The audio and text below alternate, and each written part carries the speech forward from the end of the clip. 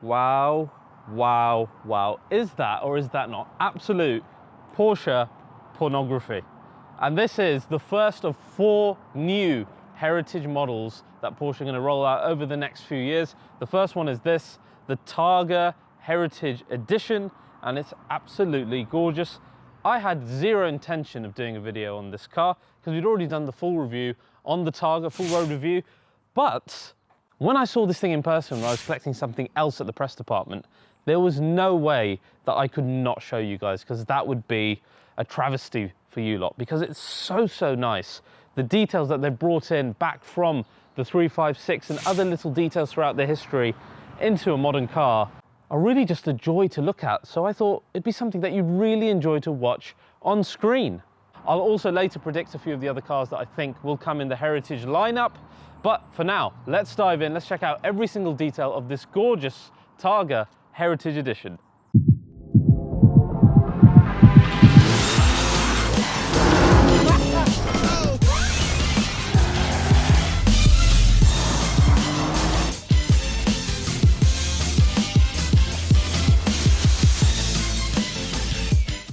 I'm really glad the sun is out. That's when this cherry red metallic really pops and you can really appreciate the deep pearl within it, along with all the other bits and pieces that we're going to dive into right now. So as I said, this is the first of 4 heritage editions, all likely coming to 911. I'll make a prediction on a couple of others later on in the walk around. And there will be only 992 numbered versions of these to be released, all based of course on the 992 model. Now the first Targa was released all the way back in 1967 with that steel clad roll bar, cloth rear, and then after a few design misfires in between, we returned to that steel roll bar style in the 991 and then in today's car as well, with a really complex 2-part roof system which just looks incredible while it's working. It takes only 19 seconds to open and close, but it has to be done at a standstill. It is still a wondrous thing to watch. I could watch this roof operation all day. It's just simply one of the coolest looking mechanical features of any modern car. Of course, this is a 4S, so in terms of power, the usual 444 brake horsepower, 530 Newton meters and a 0 to 60 of 3.8 seconds, something that we'll give a test of later on. Now, what can you get in the Heritage Edition? Well, first of all, you got a choice of 4 different colors. One is cherry red metallic that you see here. We've got GT silver metallic as well. You can go for pure guards red, or you can also go for a flat black, or indeed crayon. And finally, you can go to the PTS paint to sample option on this as well. Every car comes with the Spear design racing livery. Again, this links to the Porsche 356 racing cars of old that used to use livery like this. So it's a nice link back to that, and you'll see consistent link backs, particularly to the 356, more so inside. You also get the white dot on the side, and you can have any racing number that you want as the customer on that dot. So that's quite a cool little individualization touch. The other cool thing that links back to 356 is having the classic Porsche Crest on every bit of the car. We've got it here, we've got it on the key, we've got it on the wheel centers, and bits and pieces on the inside of the car as well. So it's a nice little Porsche classic touch on a modern day car. And speaking of a Porsche classic touch, we've also got a really special badge on the rear of the car. This is reminiscent again of when a 356 would reach 100,000 kilometers, it would get this special plaque to be put on the rear of the car, and again you see it on the grille here, and it's a lovely touch, again linking to the 356 on this car. Apart from that, we've also got gold badges, as you've noticed, throughout the outside of the car. The most noticeable one is the Targa one on the side, but there are also gold badges on the rear, and then there's one cool one on the inside that I'll show you later as well. And then finally, we've got the Sport Classic style Carrera wheels, which look lovely again with that classic crest in the middle, and then you've got the calipers, which they say are in old style painted black. And the final thing I noticed is the exhaust pipes you get, whether it's sport exhaust or not, are slightly different to the standard 992 in that they have a silver surround and the inner part seems to be black. And it's, again, quite a nice touch to differentiate this model. Now, I know the base design is essentially 992 Targa, but the little touches that they've added throughout, like this heritage badge in the rear, the gold badging, particularly the crest. I love using the old crest. It's just enough to make the car stand out. I think it will stand the test of time because of it as well, and it makes the best looking 911, which is the Targa, even more exclusive than it already was before. So there will be more Heritage Edition cars, 3 more from what we've been told. I'm going to try and have a guess as to what a couple of those might be. So first of all, something that Porsche did in the past was something called a 911 Sport Classic, which was essentially a Turbo S with a ducktail and a load of other Heritage design features all over the car, particularly the wheels and other bits. And we have seen a 992 Turbo S with a ducktail doing the rounds at the Nürburgring. I think there's a good chance that that could be our next Heritage car, and it would be amazing, wouldn't it, with the unique wide body of our modern Turbo S and that crazy power all matched with some classic details like this car has. I'm really quite excited about that particular one. And then the next one is something that they've done in the past as a Heritage car. It was probably predating this in terms of the first Porsche Heritage type car, and that was the Speedster. I think they will do another Speedster, despite them saying that they won't. I think it will look pretty nice in this GT3 generation as well, and I expect that will be another Heritage car at some point in the future. Now, let's head inside. There's some really, really cool touches again that link to this whole idea of the 356, maybe even better than the outside, and then the materials that they're using inside, really next level. Check out this interior, eh? Absolutely gorgeous. It's like you're looking inside of a classic Porsche rather than a modern one. So this interior is available in 2 different types. You can either go with the Bordeaux red with the Atacama beige, as you can see here, or you can go with black and beige. And regardless of what you go for, you get this corduroy fabric in the middle. And this is something that you would have seen back in the 356. Again, you wouldn't see this used in any other car today, but here you go, Porsche exclusive manufacturer using corduroy in a modern car.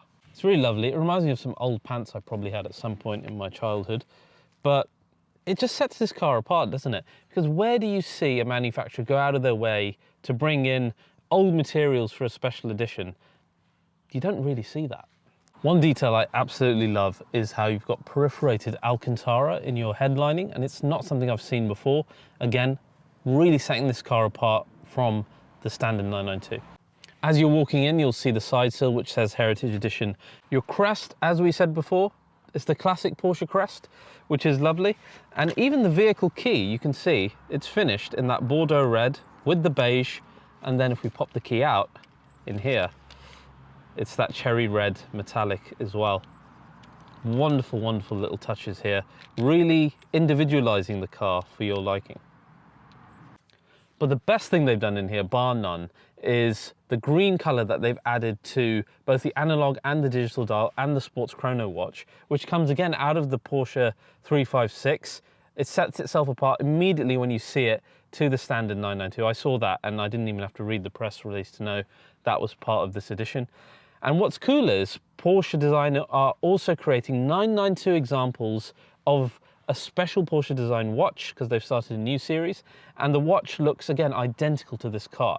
Going from the red leather strap, you've got that green, the green font in the dial as well, and you even on the rear have what looks like the alloy wheel of this car. You'll also see that same crest on the headrest, so it's the classic Porsche Crest. On the middle here, we've got Porsche exclusive manufacturer written on there, and then finally you have a numbered edition here in gold again, matching the outside. Let's have a read of that number. This is number 121 of 992 as it's written there. And again, lovely classic 911 font used there, really tying this whole thing together beautifully. Sadly, I haven't got one of those watches, so I'll just have to do with making my Apple Watch with a green face. Now, I really love the 992 interior. This makes it even more special. I love classic touches in cars. Part of the reason why I love the 992 so much, it still has an analog dial. So all of this working really well as a classic Heritage Edition. Even the steering wheel kind of reminds me of more classic cars being completely round in the GT Sport steering wheel, and then nice contrast against the black spokes. You might see in the back I've got a car seat as well, because I'm such an advocate of using the 992 with the family. It's the one thing that sets this car apart as a sports car. It's the everyday usability. So I'm a fan of the interior, but I want to know what you guys think. Would you go for the Bordeaux red? Would you go for the black? What exterior color would you go for? For me, I'd have it exactly like this. I think it's perfect. It ticks every box if you're into the history of the 911. Now let's turn the car on, because it does sound good in sport mode despite having the old OPF.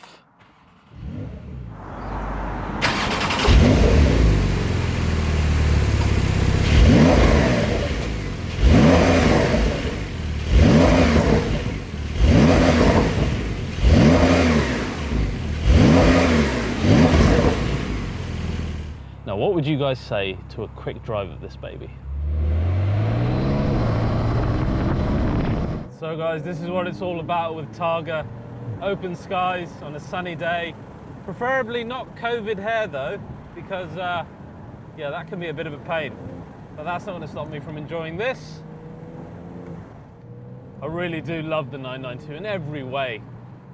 I love the design of it anyway, because generally it's quite a throwback both inside and out to the original 911s. And we've been through that so many times on RBR, showing you the older cars. And really, it was only when I delved into the history of 911 did I actually appreciate the modern car's design.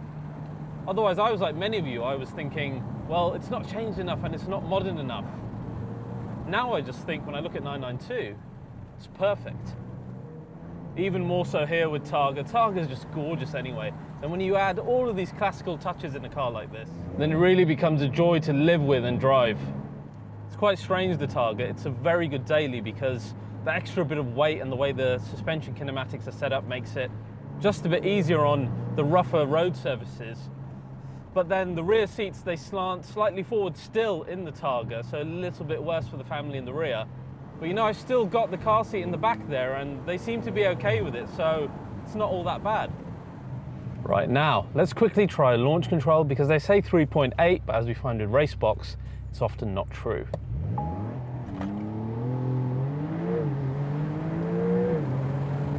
Now that is a lot quicker. Look at that, that's 3.2 seconds, 0 to 60. Again, that's mega impressive. That's 0.6 quicker than the official figures, and it just gives you an idea of just how quick the 992 is in reality. Even in this, which is the heaviest version of it, 40 kg heavier than the Cabriolet, which is then heavier than the Coupe, still 3.2 seconds. And it feels that quick on the road. It feels, you know, as far as I'm concerned, as quick as my Turbo S did.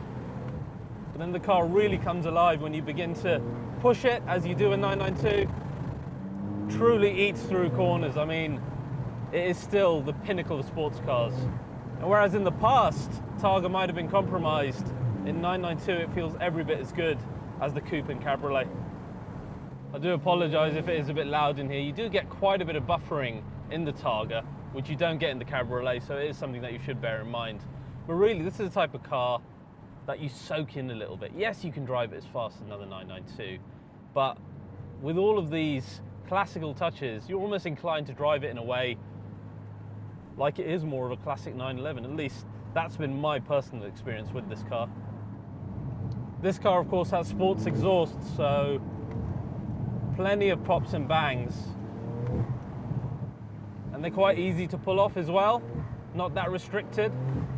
I like hearing the electronic wastegate open and shut in 992 as well. The whole sound experience is very nice.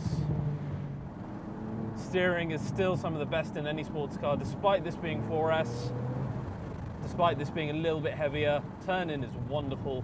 Handling on par with all the other 992s. Just love this car. It's such a love letter to the whole 911 heritage.